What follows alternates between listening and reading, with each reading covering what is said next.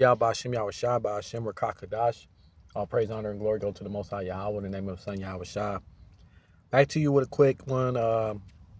See how long it goes in the spirit. This is 1 Corinthians 7:6.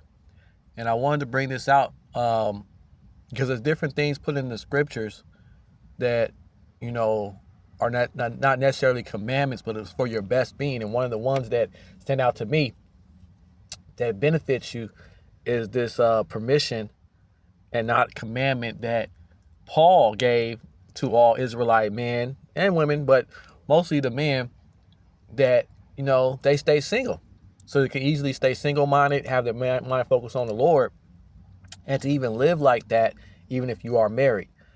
But I'm just going to read verse 7-6 and 7-7, and I'm going to get some definition, and I'm going to get some different examples of that through precepts. But in 1 Corinthians 7-6, it says, "But I speak this by permission and not a commandment. It says, for I would that all men were even as myself," because he was single, he didn't have a wife. "But every man have the proper gift of Yahweh." But every man has their own gift. You know, everyone has every man in his truth in his ministry is going to have their own special talent. And sometimes that talent may have to involve you dealing with a woman and overcoming, you know, the temptations and the strives that, Shaitan sends through her. It says, "One after this manner and another after that." So Paul perfectly explains that, you know, everyone's going to have a different walk, you know, but he does say the preference would be to be single only because what? You'll be single-minded. You only have to focus in on the Lord. Doesn't mean that you're going to be a straight eunuch and you're not going to have sex with women, because we know that having sex with women is not necessarily against the law. It's just the women that you have sex with and what you do with them when you do have sex, you know. But if you go to that word permission, it's G774, in the Greek is synogame, and it says it's the word pardon in Joseph. So it's like a pardon away. You know, people think it's like a pardon away from the law, but it's not really saying that. Because if you go deeper into the word, second part of the word is genosko, which is 1097 in the Greek. And it says to learn, to know, to come to know. So you want to come to know these teachings. It says become known, understand, perceive. You want to be able to understand. This is something that you have to understand. You have to grasp in your spirit so your heart can be right, so that you don't allow yourself to fall victim to, the temptations and the lust of wanting to be married, wanting to chase after a woman, following the Queen of Heaven spirit. It says sexual intercourse between a man and a woman, to become acquainted with, to know.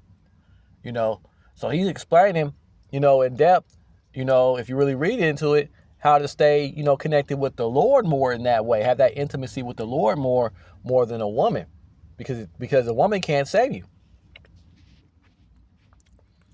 If you go over to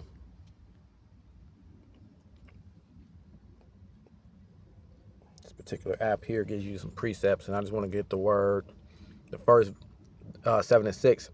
It says, "But I speak this by permission, not by command."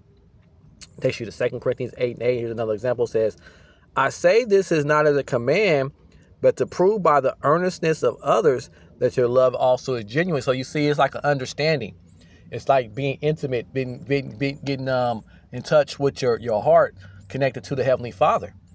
So these permissions, or these things that are not attached to the commandments, are not something that you should overlook. It's something that you should really embody so that you can have the right understanding of things. And it takes you over to verse 10. It says, "To the married give this charge, not I, but the master Yahawashi.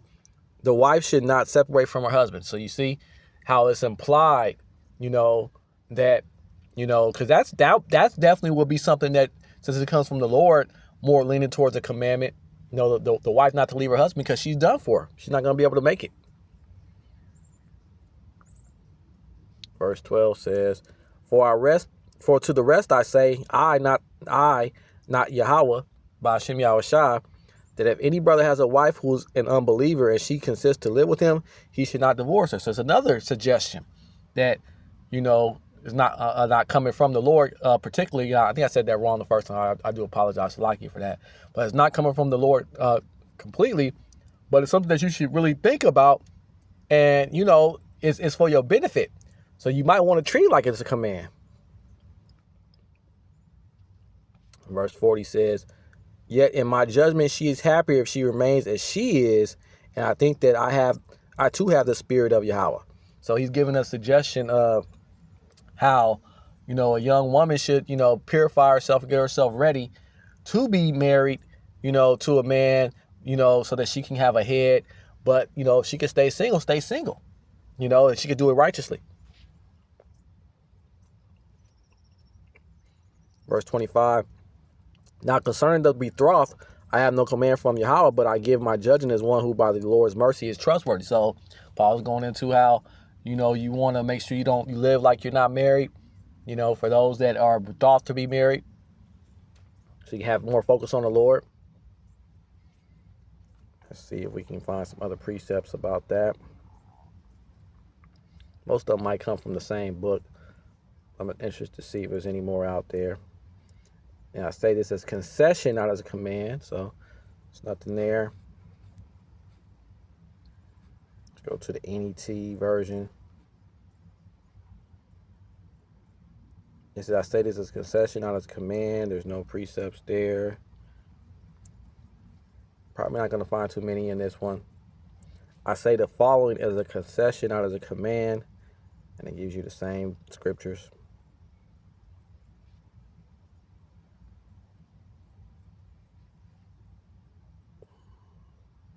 Second Corinthians 8:8, we already read that.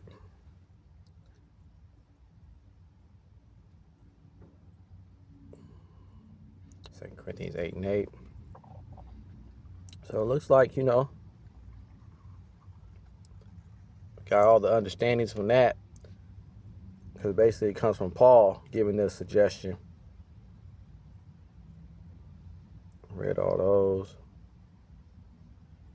Yeah, so these good, wise sayings are not necessarily directly from the Lord, as Paul said, but they're inspired to help you keep your mind and your intimacy with the Lord over the things that in this world easily corrupt. For a man, it's really going to be a woman, as you see that started at the beginning of time. That's what's really going to try to pull our tugs. Money, our children is another thing that comes up that we want to take sound advice from the scriptures, and also from brothers who've been through things before. But these concessions, these permissions, really are helpful to keep you in this faith, and praying for myself as well. I'm looking at myself as well with this first. I'm involved with a woman, so I got to make sure I keep my mind single-eyed towards things, and it's not as difficult as it was before I knew the truth. But at the same time, it can still become a challenge when the spirits jump on a woman that's unrighteous, and you're trying to do what's right by the Lord. So keep your mind on Yahweh B'Hashem Yahawashi to the end. With that, just want to give all praise, honor, and glory to Yahweh B'Hashem Yahawashi, B'Hashem Rakak Kadash, double honors to all the apostles, the elders, the teachers, the preachers, the priests, the bishops that came before me, taught me the truth through the videos, starting with the apostles and elders of Great Millstone, who are the true prophets of Yahweh B'Hashem Yahawashi, and they were taught by their apostles and elders before them. And shalom, peace be to you, to the holy elect, which I pray I'm on the number of the next time Yahweh willing.